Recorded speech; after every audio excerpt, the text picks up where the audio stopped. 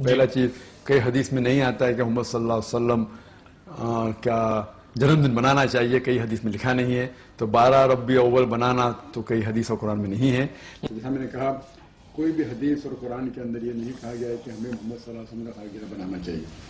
तो और सालगिरह बनाना हमारे मजहब में ऐसा कुछ है नहीं। अब रसूलुल्लाह ने भी अपना मिलाद मनाया है, और सरकार ने कैसा मनाया है? मेरे हाथ में इस वक्त मुस्लिम शरीफ है, यह मुस्लिम की जिल्द नंबर 2 है, और किताब सियाम हदीस नंबर 2646। किताब सियाम मुस्लिम जिल्द नंबर 2 हदीस नंबर 2646।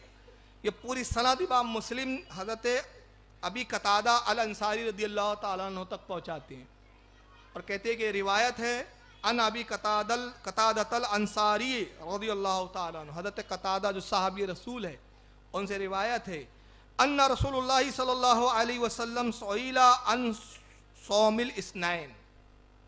वो कहते हैं कि रसूलुल्लाह से पूछा गया, सुइला रसूलुल्लाह से पूछा गया, अन इस बारे में, सौमिल इस्नैन, अल्लाह के नबी पीर के दिन आप रोज़ा क्यों रखते हैं? हदीस का पस मंजर है कि सरकार हर पीर को रोज़ा रखा करते थे, हर पीर को। फ़क़ाल, अल्लाह के रसूल ने इरशाद फरमाया, फ़ी है उलित्तु व फ़ी है उनज़िला अलैया। अल्लाह के नबी ने फरमाया, मैं पीर के दिन रोज़ा इसलिए रखता हूँ, इसी दिन मैं पैदा हुआ और इसी दिन मुझ पर वही नाज़िल हुई। क्या मतलब हुआ इस हदीस से? कि जिस दिन नबी पैदा हुए, अगर मिलादतुन नबी का दिन भुला देने के लायक था, मिलादतुन नबी का जिक्र करना जरूरी नहीं था, तो रसूलुल्लाह को क्या जरूरत थी रोजा रख के उस दिन को याद रखें, और रोजा रख के अल्लाह का शुक्र करें, अल्लाह का शुक्र बजा लाएं।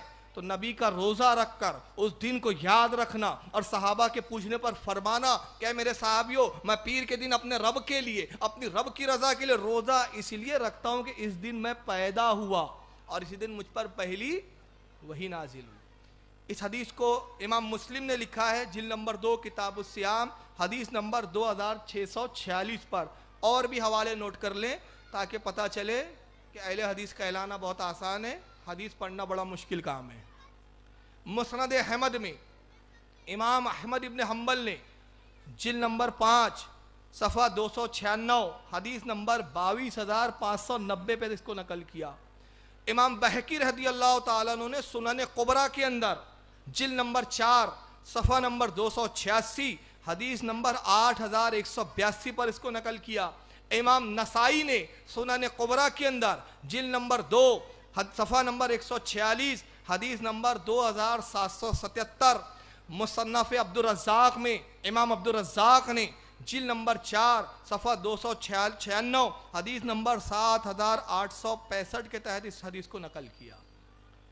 अब एक चीज़, अगर सहाबा ने मिलाद मनाया ना होता, ये सहाबा की सुन्नत ना होती, तो रसूलुल्लाह पीर के दिन पैदा हुए, सरकार पैदा हुए तो कैसर और किसरा के महल रोशन हो गए। हज़रत आमना कहती है मैंने महलों को देख लिया, फरिश्ते नाजिल हुए।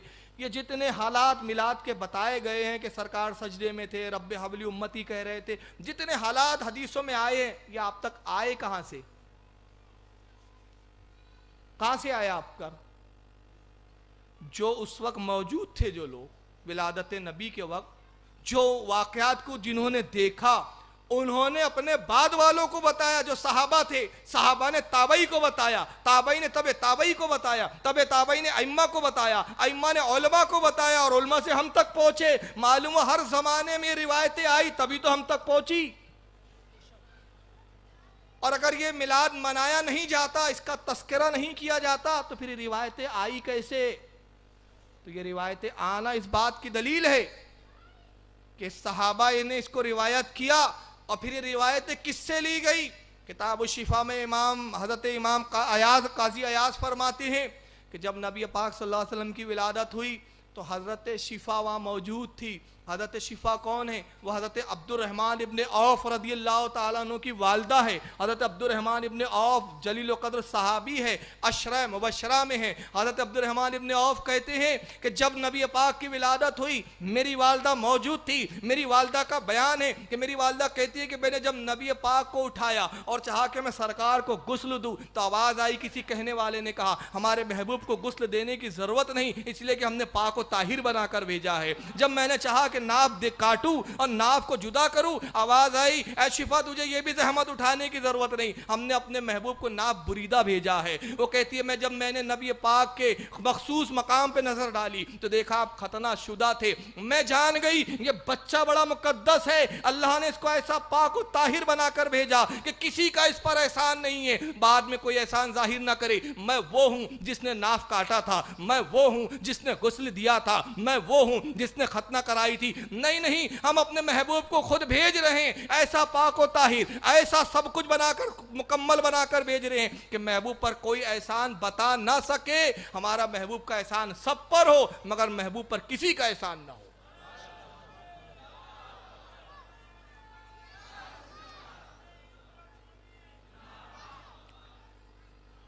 अब यहां एक बात सुने, खसाइसुल कुबरा में इमाम जलालुद्दीन सयूती, किताब शिफा में इमाम काजी अयाज। इमाम काजी अयाज कौन फिर अर्ज कर दूं? इब्ने तैमिया के नजदीक जिनकी पैरवी की जाती है और जिन पर एतमाद किया जाता है वो इमाम काजी अयाज।